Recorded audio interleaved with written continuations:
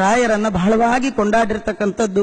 ರಾಯರನ್ನ ಎಲ್ಲರೂ 8 to 80 8ರಿಂದ 80 ಒಳಗಿನ ಆಬಾಲ ವೃದ್ಧಕರ ಬಾಯಲ್ಲಿ ಬರುವ ಜಾತಿ ಮತ ಕುಲ ಮೀರಿ ಬರುವ ಒಂದು ಸ್ತೋತ್ರ ನಮೋ ಅತ್ಯಂತ ದಯಾಲವೇ ದುರ್ವಾದಿ ಧ್ವಾಂತರವಯೇ ವೈಷ್ಣವೇಂದಿ ವರೆಂದವೇ ಶ್ರೀ ರಾಘವೇಂದ್ರ ಗುರವೇ ನಮೋ ಅತ್ಯಂತ ದಯಾಳುವೆ. ಯಾಕೆ ಅವರೊಬ್ಬರೇನ ದಯಾಳುಗಳು? ವಾದಿರಾಜರು ದಯಾಳುಗಳಲ್ಲ, ರಘೋತ್ತಮರು ದಯಾಳುಗಳಲ್ಲ, ವ್ಯಾಸರಾಜರು ದಯಾಳುಗಳಲ್ಲ, ಶ್ರೀಪಾದರಾಜರಲ್ಲಿ ದಯಾಳುತ್ವ ಇಲ್ಲ. ಯಾರಲ್ಲಿಲ್ಲ? ಎಲ್ಲರಲ್ಲೂ ಇದೆ ರೀ. ಆದ್ರೆ ಅವರೆಲ್ಲ ಬರೀ ದಯಾಳುಗಳು. ಅತ್ಯಂತ ದಯಾಳುಗಳು ಅನ್ನುವ ಅತ್ಯಂತ ವಿಶೇಷಣ ಯಾರು ಕೊಟ್ಟರು? ನಮ್ಮ ರಾಯರಿಗೆ ಮಾತ್ರ. ಅದೇನ್ ನಿಮ್ ರಾಯರು? ಹೌದ್ರಿ, ಅವ್ರು ನಮ್ಮ ರಾಯರು. ಯಾಕೆಂದ್ರೆ 30 ವರ್ಷ ಅನ್ನ ಕೊಟ್ಟವರು, ತಲೆ ಕೊಟ್ಟವರು, ಹೊಟ್ಟೆ ತಲೆ ಎಲ್ಲರಿಗೆ ಎಲ್ಲಾ ಕಾಲಕ್ಕೆ ಕೊಟ್ಟವರು. ವಿದ್ವದಭ್ಯರ್ಥನೀಯ, ಎಲ್ಲ ವಿದ್ವಾಂಸರು ಬೇಡಿ ಟೀಕಾಚಾರ್ಯರ ಮಾತು ಅರ್ಥ ಆಗ್ಬೇಕು, ರಾಯರ ಹತ್ರ ಹೋಗಿ ಬೇಡ್ಬೇಕು. ವ್ಯಾಸರಾಜರ ಮಾತು ಅರ್ಥ ಆಗ್ಬೇಕು, ಮತ್ತೆ ರಾಯರ ಹತ್ರ ಬೇಡ್ಬೇಕು. ವಾದಿರಾಜರ ಮಾತು ಅರ್ಥ ಆಗ್ಬೇಕು, ರಾಯರ ಹತ್ರ ಬೇಡ್ಬೇಕು. ಭಾವಬೋಧಕಾರರ ಮಾತು ಅರ್ಥ ಆಗ್ಬೇಕು, ರಾಯರ ಹತ್ರ ಹೋಗ್ಬೇಕು. ವಿದ್ವಾಂಸರು ಪ್ರಾರ್ಥನೆ ಮಾಡಿ ಅವರಿಂದ ಜ್ಞಾನ ಭಿಕ್ಷೆಯನ್ನ ಪಡಿತಾ ಇದ್ದಾರೆ. ತಲೆಗೆ ಹೊಟ್ಟೆಗೆ ಎರಡಕ್ಕೂ ಕೊಟ್ಟ ದಿಟ್ಟ ಯತಿಗಳು ನಮ್ಮ ರಾಯರು. ಅವ್ರಿಗೆ ಅತ್ಯಂತ ದಯಾಳುಗಳು. ಯಾಕೆ ಗೊತ್ತಾ? ಶ್ರೀಪಾದರಾಜರು ಧ್ರುವರಾಗಿ ಬಂದಾಗ, ದೇವರು ಕರೆದಾಗ ಹೊರಟರು.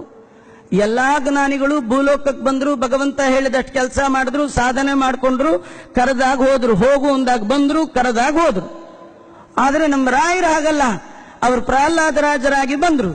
ಕರೆದ ತಕ್ಷಣ ನರಸಿಂಹ ಯಾರಿಗೂ ಬಾರದ ಹಾಗೆ ಕಂಬದಿಂದಲೇ ಭಗವಂತ ಬಂದ ಭಗವಂತ ನಮ್ಮ ಪ್ರಹ್ಲಾದರಾಜರಿಗಂದ, ಏನ್ ಬೇಕು ನಿಮ್ಗೆ ಕೇಳಿ ಇಂದ. ಅದಕ್ಕೆ ಅವರಂದ್ರು, ನಂಗೇನು ಬೇಡ, ಕೇಳಬೇಕು ಅಂತ ನಿನ್ ಸೇವೆ ಮಾಡ್ಲಿಕ್ಕೆ ನಾನ್ ಬಿಸ್ನೆಸ್ ಮ್ಯಾನ್ ಅಲ್ಲ ಅಂದ್ಬಿಟ್ರು. ನಿನ್ ಗಿವ್ ಅಂಡ್ ಟೇಕ್ ಪಾಲಿಸಿ ವ್ಯವಹಾರ ನನ್ನ ಹತ್ರ ಇಟ್ಕೊಳ್ಬೇಡ. ನಾನು ನಿನಗೆ ಎಲ್ಲ ಮಾಡಿದ್ದು ನೀನು ಪ್ರೀತನಾಗಲಿ ಅಂತಷ್ಟೇ.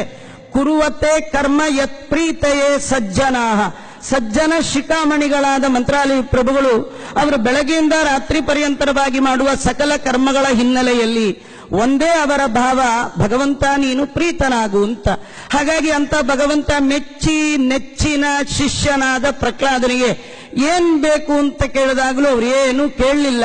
ಕೇಳಿದ್ದೇನು ಅಂದ್ರೆ ನಾವೆಲ್ಲ ಆ ರೀತಿ ಕೇಳಬೇಕು ಅಂತ ತೋರಿಸ್ಲಿಕ್ಕೆ ಒಂದು ಕೇಳಿದ್ರು. ಕಾಮಾನಾಂ ಹೃದಯ ಸಂರೋಹಂ ವರದಸ್ತು ವೃಣೀಮಹೆ. ಬೇಡುವ ಬುದ್ಧಿ ಹೃದಯದಲ್ಲಿ ಹುಟ್ಟದ ಹಾಗೆ ಮಾಡು ಅಂತ ಭಗವಂತನಲ್ಲಿ ಬೇಡಿದರು. ಆ ಭಗವಂತ ಅಂದ, ಇದೆಲ್ಲ ಕೇಳಬೇಡ, ಪರ್ಸನಲ್ ಏನಾರು ಕೇಳು, ನಿಂಗೇನಾರು ಕೇಳು ಅಂತ. ನೋಡಿ, ನಮಗೂ ರಾಯರಿಗೂ ಇಷ್ಟೇ ವ್ಯತ್ಯಾಸ. ದೇವರನ್ನ ನಾವು ಕೇಳ್ತೇವೆ, ದೇವರು ಕೊಡಲ್ಲ ಅಂತಾನೆ. ಅಲ್ಲಿ ಪ್ರಹ್ಲಾದರಾಜರು ಕೊಡ್ತೀನಿ ಅಂತ ದೇವರು, ಬೇಡ ಪ್ರಹ್ಲಾದರಾಜರು. ಇಷ್ಟೇ ನಮಗೂ ಅವ್ರಿಗೂ ಇರ್ತಕ್ಕಂಥ ವ್ಯತ್ಯಾಸ. ಕಡೆಗೆ ಪ್ರಹ್ಲಾದರಾಜರಿಗೆ ಭಗವಂತನೇ ಆಫರ್ ಮಾಡದ್ನಂತೆ, ಯಾಕೆ ಸಾಕು ಬಂದ್ಬಿಡು, ನಾನೇ ಮೋಕ್ಷಕ್ಕೆ ಹೋಗ್ತಾ ಇದ್ದೀನಿ, ನನ್ನ ಮನೆ ಅದು, ನಿನ್ನನ್ನು ಕರ್ಕೊಂಡು ಹೋಗ್ತೀನಿ, ಬರ್ತೀಯಾ ಅಂದಾಗ ಪ್ರಹ್ಲಾದರಾಜರು ಆಡಿದ ಮಾತೆ ನಮೋ ಅತ್ಯಂತ ದಯಾಳುತ್ವಕ್ಕೆ ಕಾರಣ. ಏನು ಅತ್ಯಂತ ದಯಾಳು? ಅವರು ನಮ್ಮ ಕಡೆ ಎಲ್ಲ ಕೈ ತೋರಿಸಿ ರಾಯರಂದ್ರಂತೆ, ಏತಾನ್ ವಿಹಾಯ ಕೃಪಣಾನ್. ಭಗವಂತ ನನ್ನ ಮೋಕ್ಷಕ್ಕೆ ಬಾಂತಿಯಲ್ಲ, ನಾನು ಬರೋಲ್ಲ. ಯಾಕೆಂದ್ರೆ ನನ್ನನ್ನು ನಂಬಿದ ಇವರನ್ನೆಲ್ಲ ಬಿಟ್ಟು ನಾ ಹೇಗೆ ಬರಲಿ? ಈ ರೀತಿ ನಮಗಾಗಿ ಕಾದು ಕಾದು ಕಾದು ಕುಳಿತ ಮಹಾನುಭಾವರು ಮಂತ್ರಾಲಯ ಪ್ರಭುಗಳು.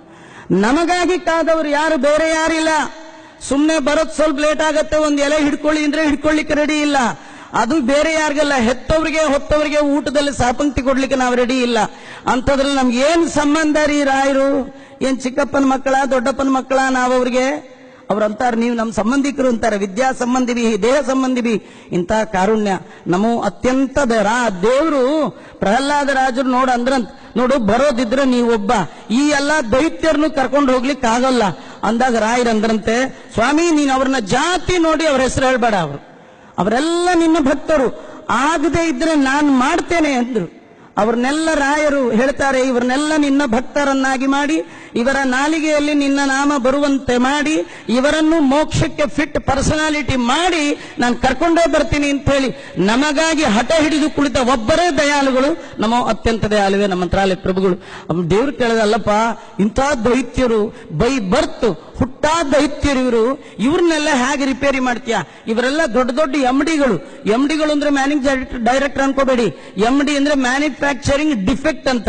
ಹುಟ್ಟುವಾಗ್ಲೇ ಕೆಟ್ಟದಾಗ ಹುಟ್ಟಿದಾರೋ, ಒಂದಿನ ಗೋಪ್ಚನ ಹಚ್ಕೊಳ್ಲಿಕ್ಕೆ ಬರಲ್ಲ, ಇವ್ರನ್ನ ಹೇಗೆ ಕರ್ಕೊಂಡ್ ಬರ್ತೀಯ ಅಂತ ರಾಯರಂದ್ರು. ಇವರಿಗಾಗಿ ಜನ್ಮ ಎತ್ತಿ ಆದ್ರೂ ರಿಪೇರಿ ಮಾಡಿ ಆದ್ರೂ ಕರ್ಕೊಂಡ್ ಬರ್ತೀನಿ ಅಂತ. ಒಂದ್ ಜನ್ಮ ಎತ್ತಿದ್ರು ರಿಪೇರಿ ಆಗ್ಲಿಲ್ಲ. ನಾವು ಮತ್ತೊಂದು ಜನ್ಮ ವ್ಯಾಸರಾಜರಾಗಿ ಬಂದ್ರು, ಹಾಗೂ ರಿಪೇರಿ ಆಗ್ಲಿಲ್ಲ.